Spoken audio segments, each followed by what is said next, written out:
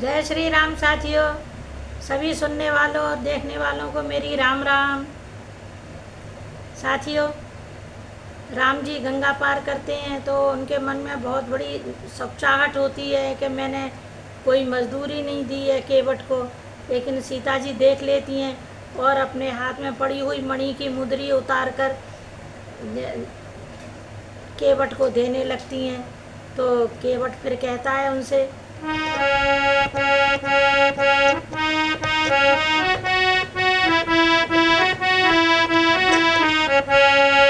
राघव राजा राम खरारी, सीता राम सीता राम। राघव राजा राम खरारी, सीता राम सीता राम। सीता राम सीता राम सीता राम सीता राम। राघव राजा राम खरारी, सीता राम सीता राम। तुम हुए विपत्ति से बनवासी, ये समय न कुछ देने का है। इस अवसर पर लेना देना कब सजता है कब जचता है। जब 14 बरस पूर्ण होंगे, प्रभु लौट कुशल से आएंगे। उस समय नाथ मैं ले लूंगा, जो कुछ मुझको दे जाएंगे। देखो केवट की चतुराई, किस गहराई में जाता है। पहले परलोक संभाल लिया, अब यह भी लोक बनाता है। मतलब यह है बन से लौटे तब भी यह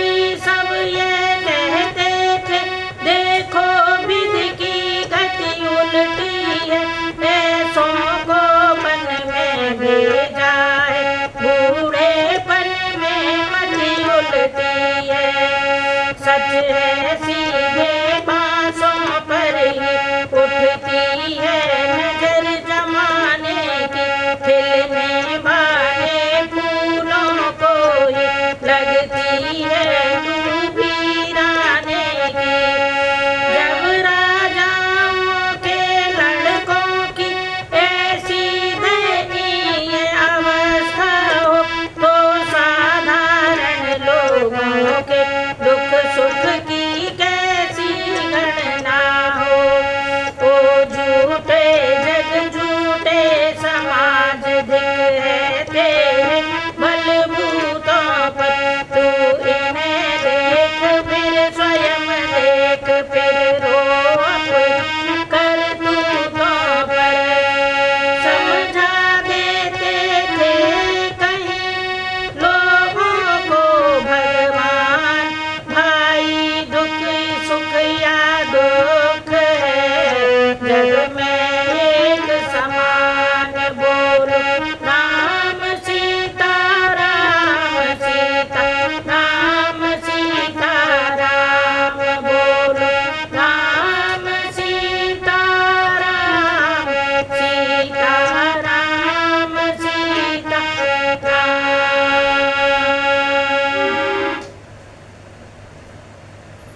साथियों, बहुत मधुर प्रसंग है, बिल्कुल भी रोकने का मन नहीं करता है, पर आप जानते ही हैं मजबूरी है, रोकना ही पड़ता है।